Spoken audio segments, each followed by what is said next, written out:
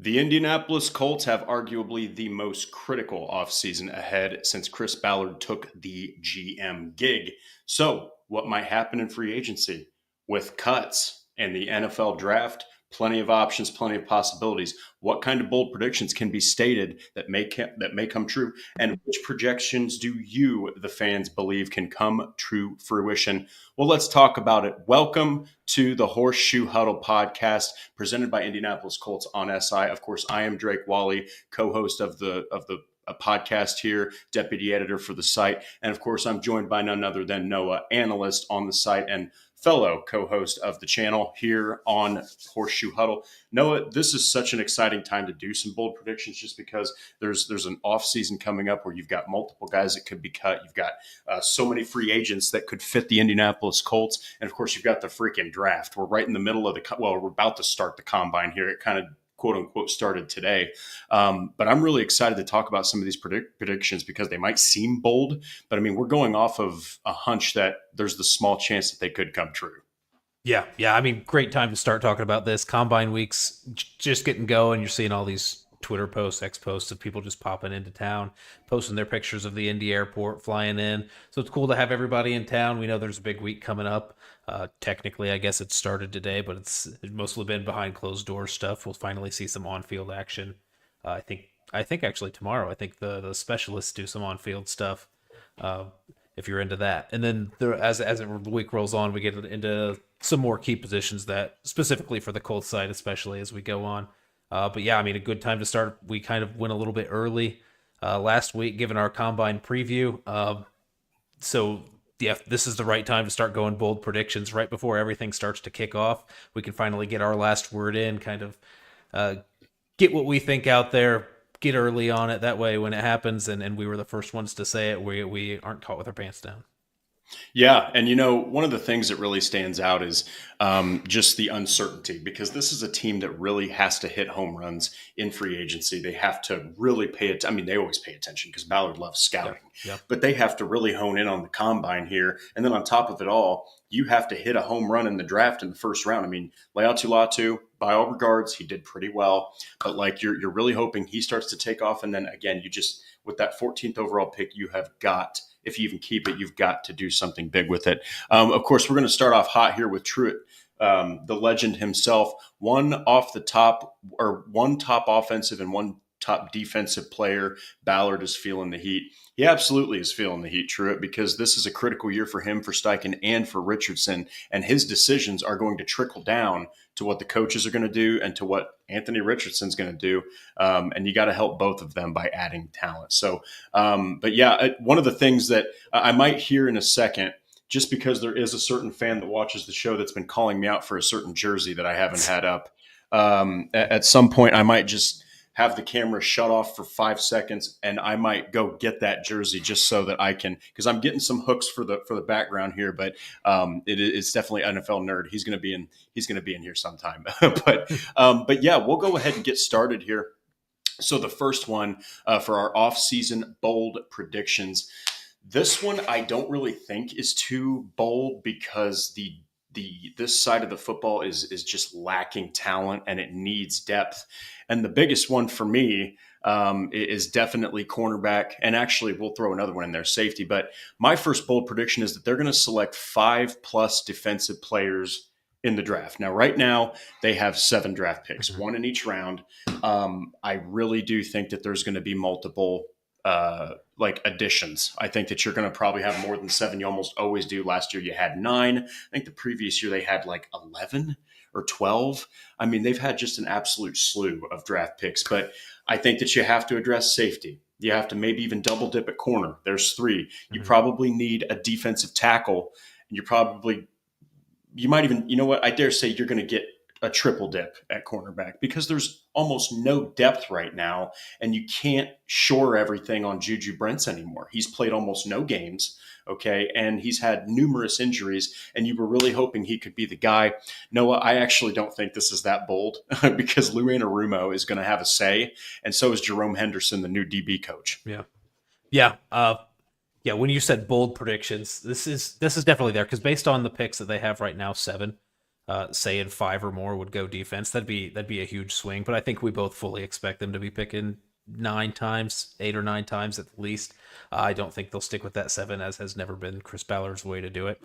So as those picks keep going on up in number, you're kind of expecting more players on the defensive side of the ball. But yeah, I mean, if you're talking 5 out of 7 on the defense, that would be a huge emphasis, especially when it was the offense that struggled quite a bit last season too. And like we've said all throughout this offseason, you need to get that offense figured out with Anthony Richardson if this thing's really going to work and these people are going to keep their jobs. So you have to be a little bit balanced here, right? Trying to figure out because you know that Lou Anarumo is going to need some more depth on the defensive side of the ball. He's going to need some personnel that he can make his scheme work with, and maybe even some veterans from free agency that already know how to work his system. Maybe you kind of fill those gaps a little bit more in free agency instead of the draft. But I think they're going to have to do both, to be honest with you. I think the depth in most position groups is lacking.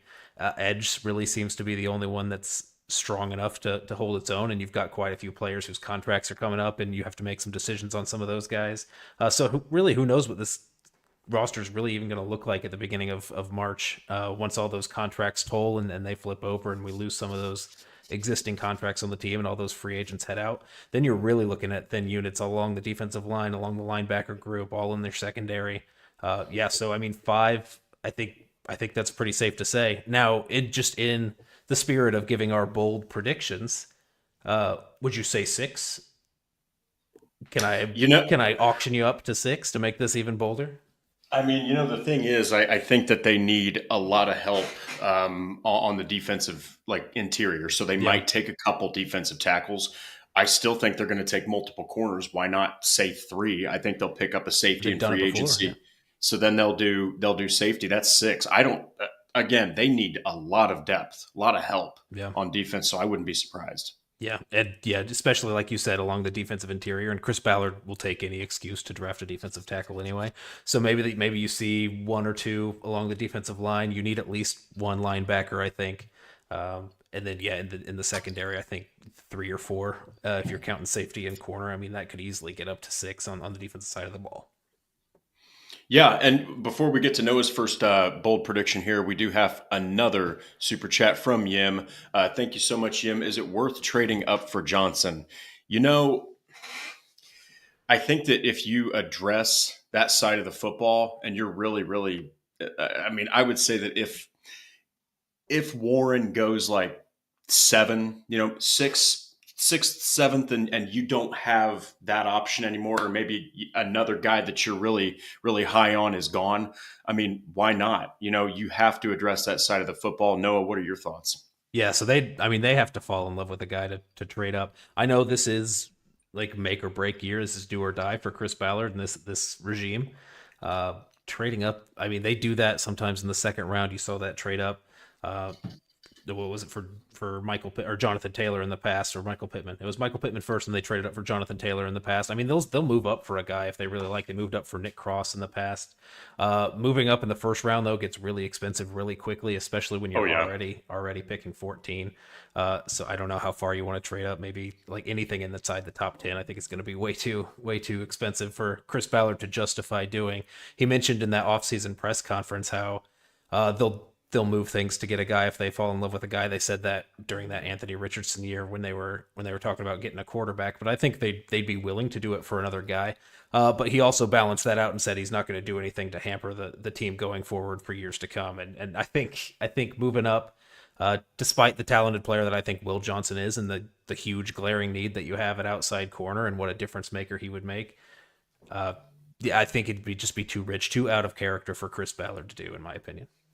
Yeah, but hey, we're not discounting Will Johnson. Hell of a football player, and I think he's going to be a great cornerback in the NFL. But even Patrick here says, even as a blue chipper, trading up for a dude coming off of a major injury is a choice. That's a big risk, and it's something that you do have to take into account when you're doing that. But we are already almost 10 minutes in the show. We have 7 more bold predictions. So Noah, we're going to go ahead and get to your first one here. I love this one just because it sounds so Ballard, but I also want to hear who you have in mind, and this one is great. It is. We're going to let Noah go ahead and announce it, and then I'll throw it up. Go ahead, man. Yeah, so this one, I don't know if it's bold in the sense that like the stakes are really kind of low on this. Anybody that's going to come out of this is not going to be a huge impact guy. Yeah. You would think, and I don't necessarily think it's that likely, to be honest. The names, but I thought it was a fun conversation to have and a fun thing to throw out there and talk about. So in the spirit of that, I'll be happy to put this on my stamp on this as a prediction that I think will happen. And I'm going to say that the Colts will go out and sign a former Colt this year, not somebody who was on the team last year, but somebody who was with the Colts previously. Took some time off, was with a different team at least this past season, and will make their way back to the Colts. And when you're talking about that, then you're really going through kind of a shallow list of who those players might be. So I'm just going to rattle off the names that I found. That would be Jacoby Brissett, Carson Wentz would be fun, Naheem Hines, Zach Pascal, Jonathan Hankins, Jihad Ward, Anthony Walker Jr., Stephon Gilmore. Now, I think immediately we can cross a few of those off the list. I mean, I didn't include Jihad Ward going into depth there, which I think could be a possibility, but would be a really low impact signing. Carson Wentz would be hilarious, but the bridge is burnt. Like that's not happening again. Yeah. So some names. I have 6 of them that we could talk about, and I'll give who I think's most likely, and that's Jacoby Brissett. We know Chris Ballard loves Jacoby Brissett. He traded for him once already. And you're talking about bringing in competition for Anthony Richardson. I don't know that Jacoby Brissett's like ideally anyone that brings in Jacoby Brissett for any franchise wants him to be their backup guy and not immediately start right away. Which is why he was with the Patriots and Drake May they didn't go into that season wanting Jacoby Brissett to be the starter. I think the same would be for the Colts. But it is a possibility if you're kind of exploring other free agent options. They're getting a little bit too expensive. The Colts don't need a quarterback as much as other teams need a quarterback in free agency. So they are going to get outbid in bidding wars if people are in high demand. Your Sam Darnolds, your Daniel Jones, your Justin Fields. I think those are people that might be out of reach depending on what their market is. Someone like Jacoby Brissett, well, he's not that competition that Chris Ballard said that they wanted to get for him, could be an option that they fall back on. Another one's Naheem Hines. I think injuries have kind of made this less and less likely, which would be really sad. But the Colts are in desperate need of a running back too. He'd be a change of pace guy. He's a talented pass catcher. He'd be fun to have back on the team. I know Chris Ballard loved him during his time with the Colts. I'm not sure what the health medicals look like, whatever. I think that'd be a vet minimum contract.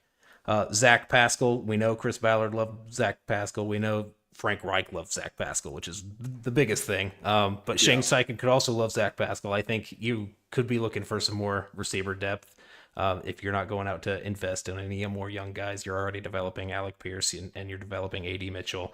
Just having a veteran guy back there that could come in and be consistent, be a good blocker like they loved Zach Pascal. I think that'd be kind of a vet minimum addition. And we know they love him in the building.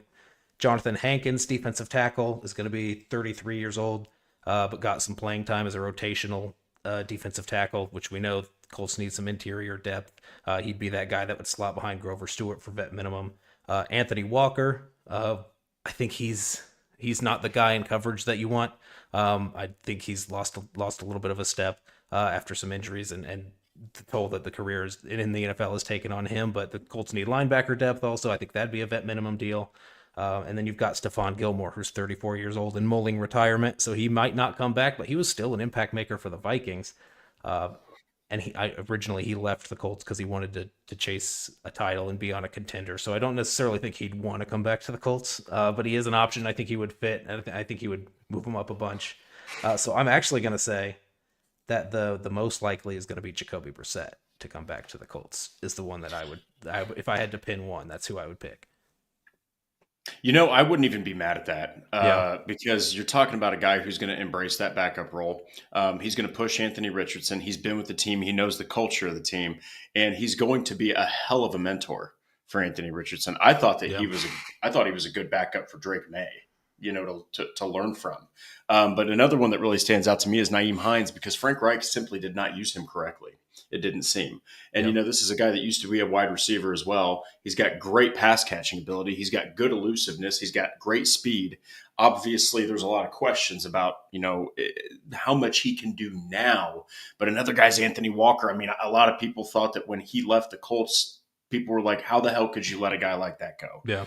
Because he was playing a pretty good, time, or he was playing pretty good in his time with the Colts. But yeah, another one I like is Zach Pascal. I mean, that's a guy who blocks his ass off. He's a guy that doesn't ask questions. He just does his job, which I love when a wide receiver just says, you know what? What do you need me to do?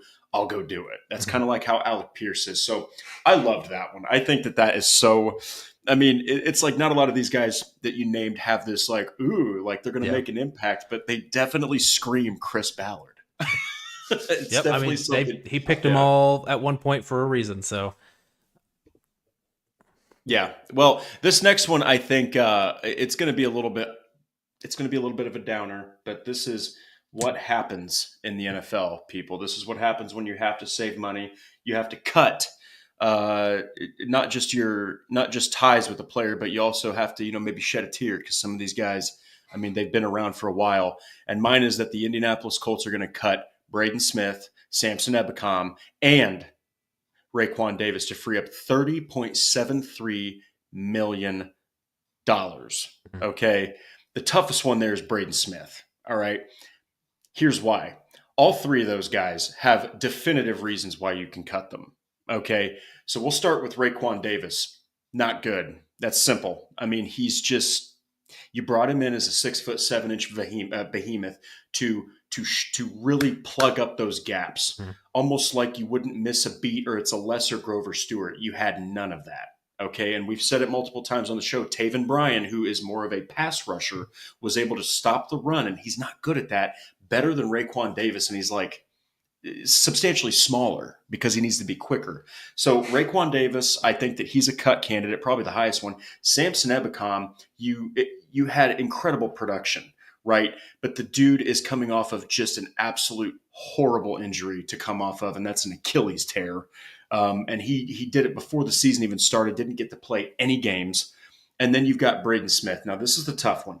And the reasoning here is we're not even going to get into the undisclosed reason, right? Because we don't know what that could be. That could be all the way from he's hurt to a family member's got some health issues and everything in between. But like, it's the injuries. Every single week, I would see this guy. I covered the injury report for our channel, Noah. And I'm telling you, he was on that thing every single week. It was a knee, it was an ankle, it was this, it was that.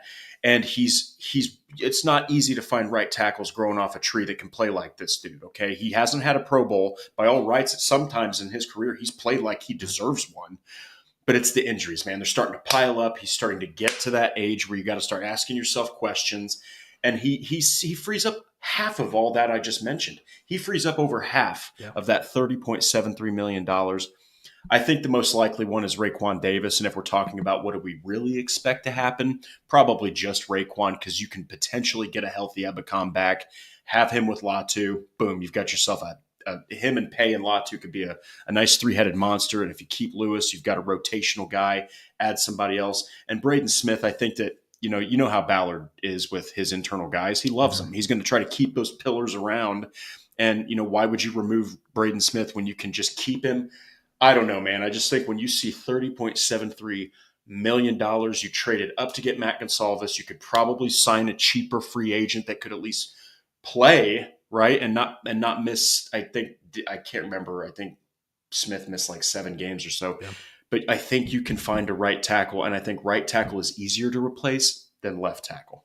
Yeah, and I think a lot of people would say that this isn't really a bold prediction, but I think it is, right? I think people would say that just because from the outside perspective, like it's logical. These guys didn't produce for you last year. Sure. You have $30 million on the line, make the moves. That's very much not how Chris Ballard has operated in the past, which maybe a pro, maybe a con. I mean, I'm not sure how this one's going to play out. I would say you're thinking at 1, maybe 2. I think 3 is definitely a bold prediction to say that all 3 of them will go. Honestly, if I had to say 1 is staying, I would say it's Samson Ebukam. I know the injuries in the past with Braden Smith and just the big price tag on Braden Smith. I know he's your most consistent player out of those in that group. But yeah, those injuries make it a little more questionable. And then you have whatever undisclosed reason is going on. I think just murkies the waters a little bit to make that a little bit more likely just in my head going forward. But yeah, I would say if they had to keep one of those, I think Ebukam would be the most likely. Yeah, and I mean, you're talking about the guy that led your team in sacks in 2023. You're talking about the guy that finished second in pressures to only one. You might know him, DeForest freaking Mhm. Buckner. Okay, I mean, this is a guy who, if he comes back healthy, he can play out of his mind. And he was a rotational guy in San Francisco behind just a slew of phenomenal pass rushers and defensive linemen. Then he was with the Rams. They had a slew of talented, Mhm. edge rushers, and then he had Aaron Donald. So this guy was pretty much a starter that was just on teams where he couldn't get the starting reps. That's why the Colts signed him. So I love him as far as if he can stay healthy. But Yeah. yeah, I'm not really too opposed to. I know it sounds terrible to say this, but I'm not as opposed to cutting ties with Braden Smith. Yeah. I do think you can find a right tackle. I really do. I think left tackle protecting that blind side is far more of a priority, unless you have a lefty, which is so rare. But yeah, we'll go ahead and get to the CFO, the one and only, the legend himself, absolute menace in the chat, as always, Patrick Rye. Boldest prediction ever, given Ballard's track record. The Colts signed the top outside free agent available at their respective position, Javon Holland. Drake, That right there. this is on your list. Why don't we just skip ahead to that one? We'll talk about it now. Patrick's reading your we, mind a little bit right we now. That really one was, should. yeah, that one was saved for a little bit later in the show, but no, We, go we ahead with we it. need we're gonna have to, yeah, we're gonna have to jump up. So Patrick, you dog, you took it away. You took away the surprise. But no, that is very bold. That's very bold because he's gonna cost so much money, right? He's the top. I mean, he plays out of his mind. He can play, he's played box safety, he's played plenty of slot, he's played plenty of free safety. You're getting the whole package with Javon Holland, which, you know what? Let's go ahead and get right to it. You're right. So we're going to go Javon Holland. We're going to double dip, and then we'll double dip for yours. So this one, I feel like you're still going to draft a safety. Mhm. I just do. Um, I wouldn't even be mad if Julian Blackmon stayed with the Colts. Last year they shopped him, and everyone was like, "What are you doing?" And they were right. They nailed it. There's times where Chris Ballard is very, very on point. Really, he is. Multiple times, it just hasn't resulted in wins, unfortunately. And a lot of the guys that he's drafted have gotten hurt, especially when he values that athleticism. But you can't let this position fall apart anymore. You have to get a guy, you have to bring him in, pay him the freaking money. You put him next to Nick Cross. Maybe you keep Julian Blackmon as a rotational piece, and then you draft a guy, in the second, third round. If you really want to get crazy, draft him in the first, and then you could have him learn behind a Yeah. guy like Javon Holland, who's still young enough that he's got plenty of years left. But I love that, Patrick, because I was thinking the same lines as you. I just don't think they can take this position lightly anymore. And I'm not saying they did when they let Julian Blackmon continue to start, but you don't want an injury prone guy there anymore. Julian Blackmon definitely took steps backward last season. The numbers will show you a guy who forced turnovers. He really didn't. He was out of place. His communication went right out the window. It just seemed like he was totally off. I think if you're going to swing for the fences, do it for the secondary. Yeah, that's just funny that you both came up with the same prediction there on specifically Exactly. on who the player was. But yeah, Yeah. can I play devil's advocate here and just say this is not happening? Yeah. I would love it to happen. It's not happening. Like, so PFF's just expected contract value for Javon Holland is 4 years, 95 million. So like almost 25 million a year for a safety. I can't see them shelling that out. Javon Holland may be an A player, but that is still A money, and Chris Ballard doesn't like to spend A money, which he's said in press conferences, even if it is for a B player. I mean, it's. I don't think it's happening. I think you're gonna expect someone more in the $10 million a year range. Your bargain bin Ballard strikes again is going to be what everybody's saying when they don't go after Javon Holland. I would love to see Javon Holland on the Indianapolis Colts, and I would love to see. I think he's an ideal fit. You have this money, especially if you make those cuts that your last bold prediction predicted for you. That all but pays for him already Pretty on its much. own. Um, Man, I can't see it happening. I would love to, but I can't see it happening. Well, and that's why it's bold. But at the end of the day, if they don't do it, which they're probably not going to do it, if they needed just safety, right? Yeah. If they really, really, if they had everything else pretty much shored up and safety was just bombing, this would be a great move. Mhm. And I think that you would be able to justify the money, but you Yeah. need tight end, you need line depth on both sides, you need a linebacker probably because you're probably not going to keep EJ Speed, and or maybe you do, but regardless, you still need cornerback, you still need safety. Would you want to invest it all in Javon Holland? I personally think that he's so damn good that he can provide like multiple spots for you, slot, box, safety, and Mhm. defend the run. He can cover and deep. I think he's worth the money, but the situation with the Colts roster, that's why it's a bold prediction. Mhm. So since we double dipped on mine, we're going to go ahead and go right down, and we'll double dip with Noah's. Oh, And these are my I'm two trying. boldest also. So. So it's 1, 2, 3, 4. Okay, and then we double dip, and then we'll each get one more. That's right. Okay, so we're going to go ahead and start with this one just because I absolutely love it. So the Colts need to bring in competition, multiple spots all over the place, honestly. But this one's really bold, and I think it's going to get some comments from the chat. Noah, please go ahead. I think this is going to spark a big conversation. Yeah, I mean, I honestly don't know which one of mine you're talking about because it could be either, but I'm going to just say one and you can throw that one up on the screen. Sure. But I think I'm going to get some pushback on both of these, but this is the bold predictions episode. This is why we're doing it. So I'm going to throw out there Tyler Warren will be available at pick number 14, and the Colts will not take him. So Ballard. And that's going to upset a lot of people. And honestly, I might agree with it. I think that there's going to be some talent on the defensive side of the ball. You mentioned you're expecting 5 defensive picks in this coming draft. I think there's going to be somebody that falls to that spot. It's not going to be like last year where the first 13 picks were offensive players and then you get the best defensive player on the board. But I think there is going to be somebody that slides down to that spot that fills a need that Chris Ballard really has fallen in love with throughout the process.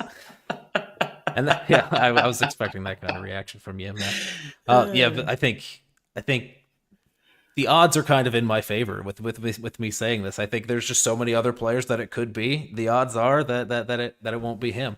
And then there's always the option of trading back, which we'll talk about. But yeah, I mean, I think that there's going to be somebody on the defensive side of the ball. I think I've been speaking with some people on X, just talking about kind of those roles for tight end and how those are going to kind of flesh out. And while it would be ideal, yes, to have your all-in-one player in Tyler Warren, Brock Bowers wasn't that when he was coming out, and it's rumored the Colts had some interest in Brock Bowers. They weren't moving heaven and earth to get an all-around tight end Brock Bowers. They were moving in heaven and earth to get Brock Bowers, and Tyler Warren is not Brock Bowers as good as he is. So maybe that specific Y tight end role, I think tight end is valuable for Shane Steichen's offense, but I think maybe we were overselling it a little bit and kind of leaning into how much they value it that much because of the appeal that was the Brock Bowers hype train, especially on this podcast this past year. But he was just a unique player coming out. I mean, he was dynamic after the catch in ways that Tyler Warren's just not. And while Tyler Warren's a great player all around, he's not that guy. So I'm going to say this is gonna make some people mad that Chris Ballard probably in this instance, if Tyler Warren's available and the Colts don't select him, they'd be taking a defensive player here. Yeah, and look, okay, I get where fans will be like, how dare you, Noah, say something like that? Look, guys, there are this is one of the deepest tight end classes I have seen. Okay, I think the only other guy that really has Colts fans up in arms is Harold Fannin Jr. And, I remember putting something out on X where it's like, look, the more I see him, I understand that, there's some stiff route running there. He's also 20. I mean, you're talking about a really young guy. He's a big slot. You'll take, snaps away from Josh Downs. I remember Steichen saying, 2 slot guys is not a bad idea, not bad to have. Then you've got guys like, I believe it's Mason Taylor, probably the closest build I've seen to Jack Doyle. Maybe that could be his draft comp. And Jack Doyle, you don't necessarily need a tight end that's just going to absolutely tear apart a defense. It would be great, but you can also have a tight end that blocks well, runs routes well, gives you 60 catches. That sounds pretty damn good to me. Okay. And so I don't see, I mean, it's bold. It's bold because you're talking about a guy who is the complete package at tight end. He can run the routes. He's powerful. He runs through his blocks. He runs through tackles. He's got very deceptive elusiveness and speed. For a guy his size, he moves remarkably well. He's got strong hands, very, very good team player. I like it's kind of like DSG Goodbar says here. The kid is gritty and he's tough. That is a Colts tight end. That's really a Colts tight end, and I think that that's something that they have missed for years. I remember when they double dipped in the draft and they got Kobe Fleener and turned around and got Dwayne Allen, and those guys did pretty good with Andrew Luck. He threw to the tight ends plenty. It's just Dwayne Allen couldn't stay healthy. Kobe Fleener fell off. So, do you think what would they select? Like let's just hypothetically say, just off the top of your head, there's going to be so many positions they can address. He's sitting there. They're like, no, what position, not only do you think they would value higher, but what position do you outright think that they would select at 14? Because I've got mine, and it's also going to drive fans crazy just because I think that they need it. But I also think that it's something that is going to come out of left field that Ballard could do. Yeah, I mean, I think worst case scenario, a lot of Colts fans scared of. I think I saw Patrick mention this in the chat, drafting an offensive tackle or something like that. I think there's good offensive tackles that could be available at that spot. And if Braden Smith goes, then maybe that's a way you go. It wouldn't be the craziest thing in the world to me. Honestly, I expect that pick to be in the secondary though. It just seemed like in that press conference at the end of the year, Chris Ballard was really hammering home that the defensive backs didn't play well enough. He was standing behind the play of the defensive line that they played pretty well, and you've really only got one linebacker spot to fill. So I would expect it somewhere to be in the back seven on the defensive side of the ball, aiming more towards the secondary. Yep, there's another tight end. I completely forgot about Gunnar Helm. You're talking about a dude that gets buried underneath all these other guys. Then you've got Arroyo, I believe it is from Miami. I mean, this Colston Loveland is another one. There's so many freaking tight ends, and Tyler Warren has truly gotten the cream of the crop designation. Look, it depends on it. Sometimes it depends on the scheme. Sometimes it depends on the situation.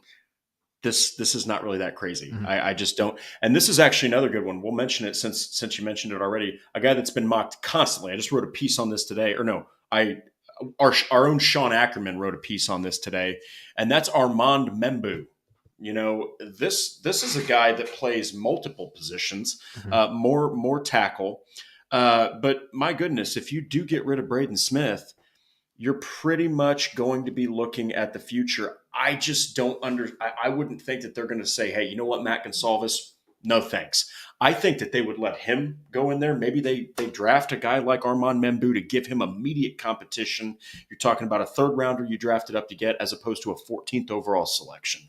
You would probably try to push your number one or your first selection in the draft a little bit forward. But yeah, man, that's just an awesome bold prediction, and I know that it's ruffling some feathers out there because people were so sick and tired of seeing the otherworldly joking tight end room of Mo Alley Cox, Kylan Grants, and Will Mallory and Drew Ogletree, who got you a sexy 39 catches between four guys, not even averaging 10 per catch, or 10 catches per player. So then we'll get to Patrick Rye's super chat here. Sorry, it took a while to populate here. Both Malachi Starks and Tyler Warren there at 14. Go. Yeah, I'm going Starks. I can't say Tyler Warren after I gave that whole spiel of him being available at 14 and them not taking him.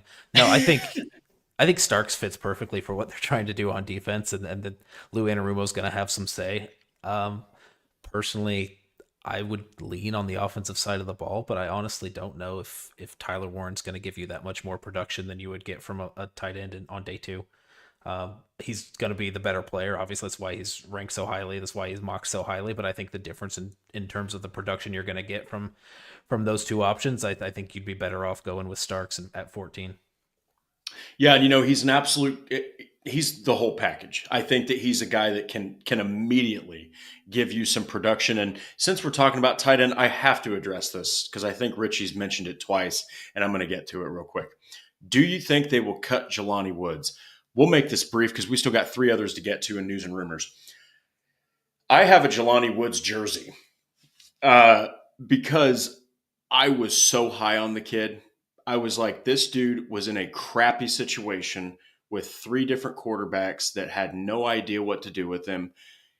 He is a 10.00 relative athletic score for a tight end, 6'7", 260, played basketball, or he at least looks like a basketball player. Maybe I'm getting him and Mo confused, but this guy caught 2 touchdown passes. I believe it was against the Chiefs. Okay, like you saw glimpses of a guy that just destroyed people.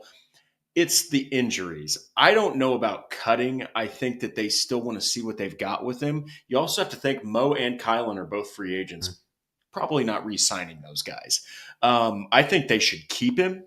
I think that you might need to add a couple of tight ends, however you want to do that, draft and free agency, or both draft or somehow, since it's such a deep class. The Colts have done it before, albeit the Grigson era. But what do you think? I think that there's an incredible amount of upside with this guy if he can just stay healthy. But after missing 2 straight seasons, the question mark is as big as ever for Jelani Woods. Yeah. If there's a cut coming for Jelani Woods, it's going to be at the end of training camp during that final roster cut down day.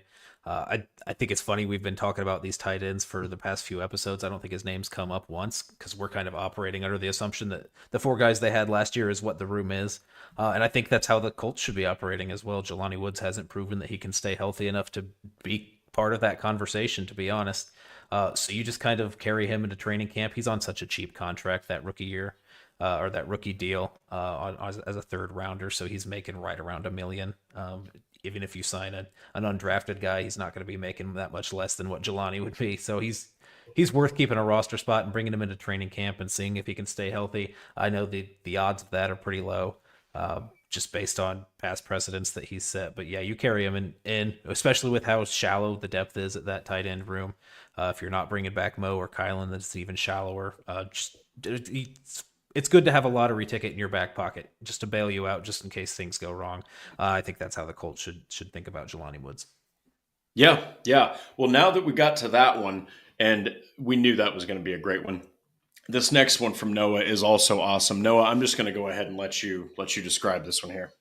All right, so this one, I don't have a certain player in mind when I say this, but I'm going to say a lot of guys. Yeah, there's plenty of options. I just have 4 written down that I'll rattle off after this, but I'm going to say that the Indianapolis Colts will select a quarterback on day 2 of the draft, and I think that's the right call in terms of, maybe not in terms of like general team building. Actually, maybe it is. Like, I think the more shots that you take at quarterback, the better. And when you've got somebody in Anthony Richardson that you're not sure is the guy going forward still after 2 years, then you got to be willing to pivot and cut your losses. I don't think you should fall into that sunk cost fallacy where we have this much invested in the guy, so we can't make any moves on the contrary. And I think honestly, it's just the smart move for Chris Ballard to say, if you get to Halloween next year and Anthony Richardson's not working out, then you have somebody on the roster that you can turn to. You see things turn around a little bit with the guy you drafted. Also, maybe that buys you another year or two. The offense really gets turned around. I think that keeps Shane Steichen in his position. Honestly, it's just hedging your bets because you've got Anthony Richardson. You hope that works out. And if it does work out and you spent a 3rd round pick on a quarterback, hey, you have a backup quarterback. You didn't have one of those. The only guy that you had was 39-year-old Joe Flacco, who's not coming back. So that spot's completely empty. Even if he operates as your backup quarterback behind Anthony Richardson, I think you can justify a round 3 pick on that position just because of, one, Anthony Richardson's inability to play an entire season, which Chris Ballard has pointed out, and 2, just general importance of quarterback. And if anybody goes down, regardless of who it is, whether it's Anthony Richardson or somebody else, then having somebody in the back seat is worth that investment. Yeah, and Patrick Rye mentions it right here, but Noah, they're signing Aaron Rodgers. Why draft a guy that high? That's just been crazy. There's even PFF's Trevor Sikkema, who is brilliant, just has great content. He even said, this would be a great fit, potentially if it's the right deal, to help push Anthony Richardson, but it's probably not going to happen because even Aaron Rodgers said he wants to go to a good team. I'm sorry. The Colts are not a good team right now. Even Chris Ballard said, quote, we're not close. Yeah. So, but man, this is interesting because that is telling Anthony Richardson more than signing Aaron Rodgers or getting Aaron Rodgers, more than signing a Sam Darnold, even signing Justin Fields. Mm-hmm. This tells Anthony Richardson, go prove to us that you're the franchise guy we drafted you to be. That is, you're drafting a QB when you need cornerback like hell, you need safety, you need interior defensive line depth, you need a tight end, and you probably need 2 or 3 picks allocated, maybe more, to your defensive secondary. And you are using one of your picks for a quarterback. That's telling Anthony Richardson. I'm not saying that it's telling him we don't believe in you, but this league is harsh. There's not time to wait around, okay? And you are going into year 3. I don't care how young he is. Like you said, Halloween rolls around. He's got more turnovers than touchdowns. And, you're talking about that sub 50% again after all this work with Will Hewlett, his personal coach, and with Chris Hess, the guy that pretty much fixed Josh Allen's throwing motion. It still isn't working. You've allocated every resource you can to Anthony Richardson. And at that point, I don't know. I don't hate that. I don't hate that. I think that it could be necessary. Is there a certain guy that stands out more to you than another that you think could potentially fit that Steichen scheme if they decide to go to him? Yeah, and he's definitely he's polarizing. I think a lot of people are having him on the rise on their draft boards. A lot of people are kind of rolling their eyes at it. I think our own Jake Arthur even compared him to Tom Savage. I think when he heard the name, but that's Tyler Shook out of Louisville, who is a 26-year-old rookie is what he would be when he's coming into the NFL. Which, honestly, if in the Colts situation, I don't think that matters at all. If he's a 26-year-old rookie, you want a guy who's as ready to go as he can be, just in case all hell breaks loose and you need to turn to that guy. Get the most ready-made guy you can get on day 2 or 3. There's some others, Jackson Dart, Wyatt Law, in the chat, being a fan of that. Jalen Milroe, Will Howard. I think Jalen Milroe could be interesting if he doesn't work out at quarterback. Dane Brugler of The Athletic talked about teams maybe even thinking about him being a running back. He's just a crazy athlete who's going to run in the 4.4s. So just taking a shot. Maybe he's a guy that can be your backup quarterback. Maybe he can push Anthony Richardson. If all else fails, you can move him to another position and have him make an impact in some way at least. So it doesn't feel like a lost pick if that doesn't work out. There's some options for sure. Yeah, and at the end of the day, there's a notion with him, who you just mentioned, about. I don't know, about him being 26, whatever. You're talking about a guy who, while he might be a rookie, you could pretty much plug him in and he'll be more day 1 ready potentially than some of these other guys. Mm-hmm. He's got the experience. And then we'll go ahead and get to Brian Burton here. What about Fields? Fill me in.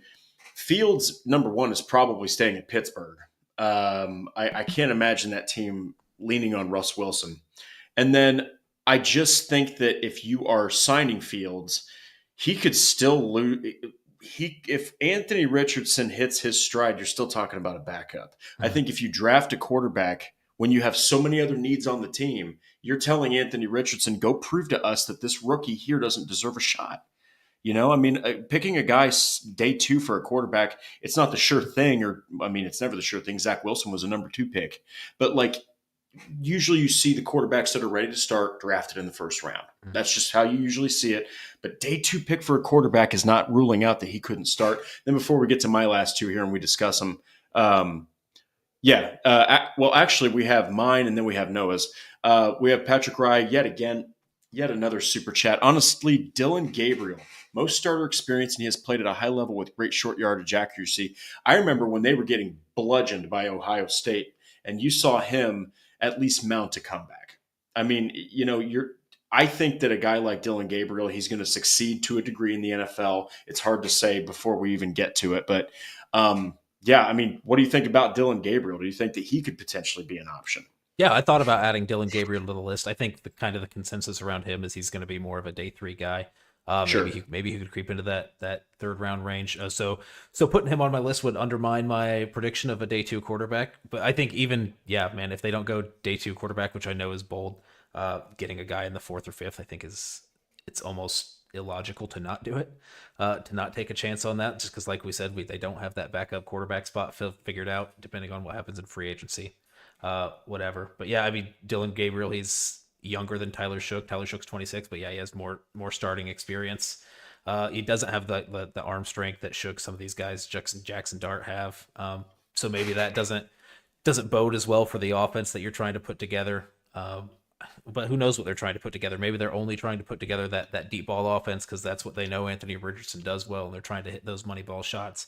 So yeah, if you get a guy like Dylan Gabriel, I think you kind of reshape that whole offense, kind of like how you saw when maybe less so Joe Flacco, but more like Gardner Minshew this season before when he was in there. Yeah, and we got to get to one more. He's showing why he's the CFO. Patrick Rye with another super chat. Worked for the Patriots when they drafted Jimmy G and Brissett. Both backups proved they could be legit and got traded away for draft capital. So, I mean, it's one of those things where it's all about. It sounds crazy, but it's still all about Anthony Richardson, and that could also be, in a way, about pushing him, about getting a guy that you think could get in his mind a little bit. Like, look, pressure is on for a quarterback every single day when you're watching film, when you're sleeping you're sleeping at the facility so you can wake up early and continue watching film like Manning used to do.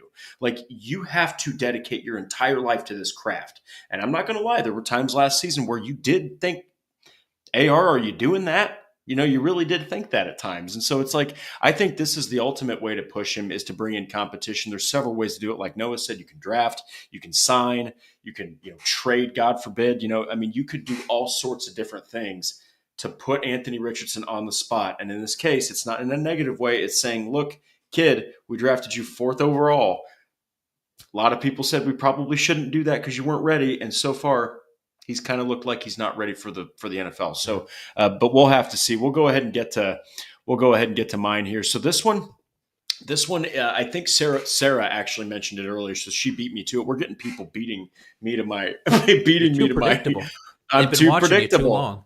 They're not bold. They're not bold at all. Mine aren't bold anyway, I guess. But this one's really simple. It's that they're going to spend money on a tight end in free agency, and it will be Juwan Johnson. Top tight end on the market. Tyler Conklin, based off of Spotrac, is the guy. But this is a guy who I think fits more what the Colts could probably utilize. He's coming off of a career season with the Saints. Multiple quarterbacks, still had 50 catches. This is a guy I just think if you're going to lose Kylan Granson and you're going to lose Mo Alley Cox potentially, you need a veteran. You need a guy who's played in there to pair with your rookie. If you're going to draft Tyler Warren or Colston Loveland or Mason Taylor, whoever, I think that it makes sense to double dip. You don't got to do it through free agency just. You don't have to do it through the draft just. You can do it through both and get one, get the other. He's going to cost probably like $10 million or something, but that's worth it. And I think that you could give yourself 2 tight ends that can go out there and operate offensively. And I just think when you are able to use 2 tight ends, it really, really puts a defense in a bind. I'm not going to say the name, but we saw it with the Patriots, Rob Gronkowski, and you know who else I'm talking about. Say, I understand what happened with him, but that defending both tight ends like that can both get open, they can both dominate the middle of the field. It's just hell on a defense. I don't mind this. I don't mind this signing at all. I think that it would actually make sense. But there's so many other ways that the Colts can address this. And if Jelani Woods ends up being healthy, they're probably going to want to turn to him. In that case, you've got 3 guys and then you draft a guy. So that's why I think it's bold. But what do you think about this one, Noah? Yeah, I think this was kind of a fun name to pull. I think it does pair well with my not drafting Tyler Warren situation. If you're going out and you're investing in tight end at free agency. I think last year or his previous contract with the Saints, he was averaging around $6 million a year. Maybe it's a little bit up from that based on the production he had last season. But either way, you're looking at a pretty reasonable contract. It's not that far off from what Mo Alley Cox was making. So, I mean, if you're replacing that, I know it's a different role. Mo Alley Cox is going to be more of your blocking inline kind of guy. While Juwan Johnson being 6'4", 231, he seems like that receiving threat. I mean, he's the same size as Harold Fannin, and everyone's projecting Harold Fannin to just be this big slot only kind of guy. He can Uh, block. but but but but Juwan Johnson, he hasn't graded well blocking in the past, but he took more than half of his snaps in line, on the line that's with his hand down as a tight end. So he's able to fill in both spots. Maybe the Colts wouldn't have a ton of faith in him as a blocker. But even if they're talking about running 11 personnel and only having one tight end, I think he's shown the versatility with the Saints to be able to be that guy. And then still, I think even with the signing of Juwan Johnson, you still make an investment in the draft. I just don't think it would need to be that first round pick that people have been talking about.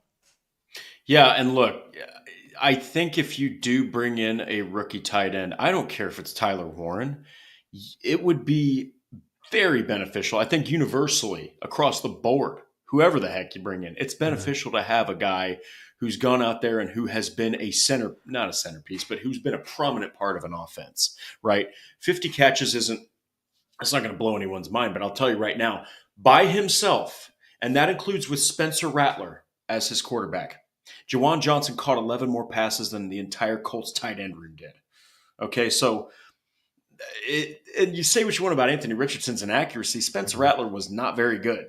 Okay, so it's just like this is a guy that makes really good sense, and he is still going to play in line to a degree. You're probably going to be looking at him more in Steichen's offense like a receiving threat, just because that's really what he is more than anything. But man, I thought at times he looked like a pretty good tight end in the Saints scheme, and again, they weren't really that diverse offensively. They really couldn't get a lot going at times.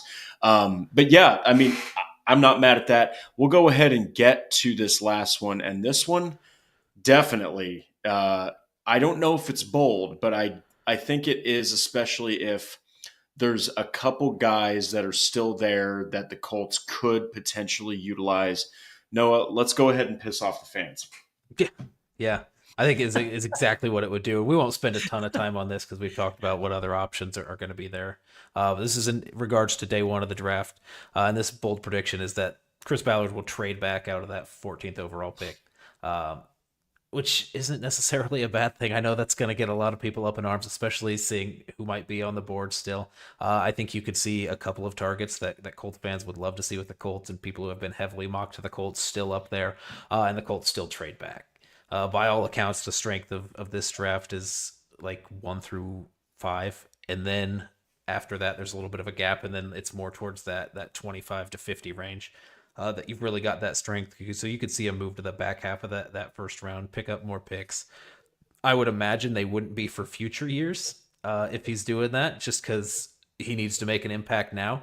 But with the depth that they need at all these spots, they have so many holes to fill on the roster. They just need an influx of new talent, in my opinion. So getting as many picks as you can in this draft while making that trade back isn't necessarily a bad option. I think Wyatt Law threw out the name Jahdae Barron, the corner out of Texas, I think could be available in that back end. Maybe not. Maybe the Colts like him at 14 also. But I mean, there's definitely some names. I know Patrick was talking about Jahad Campbell, maybe not going at 14, but being a target later. I think he could go at 14. These are all guys that could go at that pick, but when you have that many guys that could go, somebody's going to fall. So if you trade back into the early 20s, maybe that's an option. And not out of character for Chris Ballard to do this, despite what seems to be a do or die situation, and you need to get the best guy that you're most sure about. I think no matter the situation, how much pressure is on you, the process of understanding that the more shots that you take, the higher chance you have of hitting somebody that's going to be an impact maker on your team immediately goes up. So I think just filling that backlog with picks, trading back, and not being afraid of the talent drop that might be kind of minuscule from 14 to 21 or whatever they end up trading back to. I think that would be good process. I wouldn't be mad at it. I know a lot of people would be, but I think it has a good chance of happening. Yeah, and look, I will say that if they're sitting there at 14 and every guy that they had on their board, as a potential 14th overall pick isn't available, trading back isn't really that bad of an idea. Mm-hmm. It's not the worst idea, but I will say, if they've got a guy sitting there that could make an impact on their team, especially defensively, because if it's not Warren and you haven't cut Braden Smith, how are you going offense? with the 14th overall selection. If you do that, that's crazy. But I do think that if they're sitting there and they do not have a pick that's really enticing them too much, it's not the worst case scenario to trade out of the first or to trade out of that 14th pick. I love if they did and they got Jahdae Barron still. That is probably the best case scenario, actually. Or if Siobhan Revelle somehow is still, available later in the first round. I know he's coming off of an injury, but the guy is he's lanky. He can play. He can force turnovers. There's a lot of talent that you could trade back and still get. Even Xavier Watts, we mentioned in the previous episode. I mean, there's plenty of options, and you can get somebody who's going to make an impact. It does just because he's picked at 22 doesn't make him less likely to be an impact maker than somebody picked at 14. Yeah, and before we get to before we kind of wrap up here and get to the news and rumors, Patrick says something right here. If Ballard sacrifices Tyler Warren and Malachi Starks with a trade back, he could pick up Jihad Campbell in the first and Xavier Watts and Cam Scattaboo in the second. You can't be pissed about it. I mean, you address linebacker and, to a degree, edge, because Jihad Campbell is a smorgasbord of a defender. You can do a lot with Jihad Campbell. In fact, on our last episode, Noah was all about Jihad Campbell. We even have a short on Twitter where, we talk about Jihad Campbell, or Noah does. Then you're addressing safety with Xavier Watts. Then you're addressing that depth running back, potential future running back, because Scatabo is an animal. Okay, that is a lot. That's a haul. You're trading back one pick so that you can get three different weapons. So, there's a lot of ways to approach the draft. That's why the first round is absolute pandemonium. That's why it's just so much fun. But that's all of them. Noah, I got to say that before we get to the news and rumors, this one really, really sticks out because I have a feeling that a couple of these are going to come true. Yeah. Yeah, and I kind of like that, how we kind of went through some of them, like, were tied together. I think there's a scenario where we could weave all these into one offseason, all of these things happen, and it wouldn't necessarily be the craziest thing, despite this being a bold predictions episode. It would definitely make some people mad. But yeah, I could imagine a scenario where each one of these things come true. Likely that they don't, just because of the nature of what a bold prediction is. But yeah, I think all of these were worth talking about and worth exploring. Yeah, now we got to get to the latest news and rumors because actually, before we do, hopefully he sees this. NFL Nerd, look at that. Look at that. I've had it down here the whole time, been waiting for NFL Nerd to come into the chat. I got Alec Pierce right here. There it is. We're going to put it up back there at some point. I'm waiting on some adhesive hooks because I used them all for some lights around my house and forgot I ran out. So, but yeah, we're going to go ahead and get to the latest news and rumors here. So the first one is that the Colts completed their defensive staff. DB coach Jerome Henderson was added to it. That's a big hire. That's a Lou Anarumo guy. And they are emphasizing that, look, we weren't good enough in the secondary. We have to be better. And this is a guy who not only played in the NFL, but he's a pretty damn good positional coach as well. Mm-hmm. Yeah, and previous passing game coordinator with the New York Giants. These are guys that have a lot of experience. There was a lot of emphasis when Lou Anarumo came in on these defensive back, or changing that staff there. So just Lou Anarumo coming from a defensive back background. Then he opts to retain Cato June, the assistant linebackers coach, and both your defensive line coach and assistant defensive line coach. Makes me think that they were mostly okay with what happened up front, and that kind of echoes what Ballard said in his press conference. But then that huge revamp on the back end there, just getting rid of Ron Miles, moving on there, and just kind of emphasizing that defensive back background in the coaching staff. So that's, I think, another hint that kind of points towards what they might do come draft time. Yeah, and the next big one, and everyone should be tuning into this. If you don't have an NFL Plus membership, it's pretty freaking cheap based off of subscriptions nowadays. And that is that Chris Ballard and Shane Steichen are going to be talking to the media tomorrow at the Combine. So you're going to get two different types of interviews, people. Noah nailed this. You're going to get Chris Ballard, he's going to give you everything you've ever wanted to hear from an NFL executive. He'll be honest. He will give you his deadpan opinion, and he's going to answer the questions as a normal human being would. Shane Steichen, on the other hand, is like talking to a stone, Mhm. and just does not give you anything. He's fired up. He we got a lot of guys that work hard, and Going through the process right now. going through the process, asking about AR. He's working hard. He's really fired up about this next season. But regardless, these are two guys whose jobs are on the line, Noah. And this is a season where it's really playoffs or bust, or you could be looking at both of them getting canned, and a lot of question marks around not just the franchise, but Anthony Richardson as well. Yeah, one thing that I think is going to be a theme in these press conferences is not necessarily what we're paying attention to in terms of answers, but the questions that are being asked and how much heat is being put on. This is the Combine, so it's a national event, so you're going to get a lot of national folks coming in asking the same kind of questions that we've been hearing all season. Maybe the gauntlet won't be so tough for them because of some of that.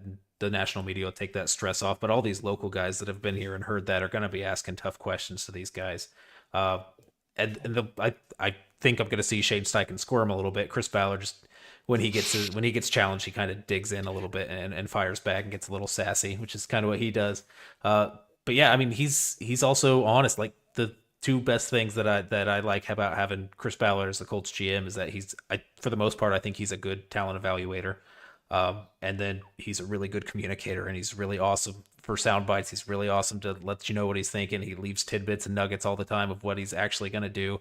And I'm sure when the draft's over in April, we're going to go back and watch a couple of those press conferences and kind of see what he was hinting at. I think maybe that's even it's a long off season, folks, so we've got to come up with episode ideas, but maybe that's a fun thing we can do is kind of go through some of those press conferences post draft and see what he hinted about that we should have saw coming that we didn't for whatever reason, or we were overlooking or leaning into things. So yeah, he's going to give some hints. It's going to be interesting to watch. Shane Steichen will talk about the process and adding competition and all that stuff.